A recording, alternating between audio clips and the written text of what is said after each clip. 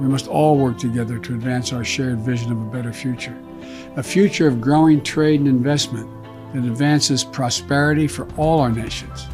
A future that advances lives of peace and security for all our citizens. A future committed to investing in our democratic institutions and promoting the human rights of all people. I have tremendous amount of hope in the future of Africa and the U.S. trade. And that's because I believe that Africa needs America, and I believe with no doubt that America needs Africa.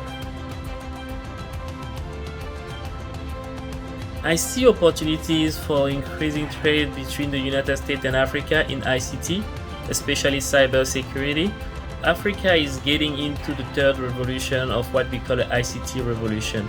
And if the US would like to be a real partner, then that opportunity presents a lot of ways for the United States to increase the trade with Africa.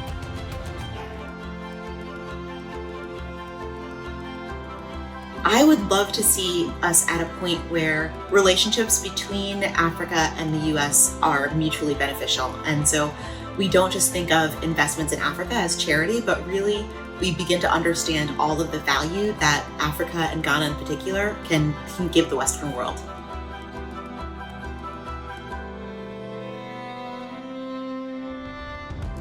So over the next 10 years, I think the next 10 years are critical. Currently, Africa has over 1 billion very young population and some of the fastest growing economies. So it's very important. It's a very important relationship with the United States.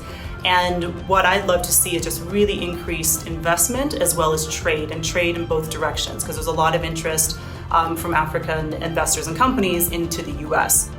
As daunting as it may seem, you could create an impact. And that impact, in fact, creates market differentiation.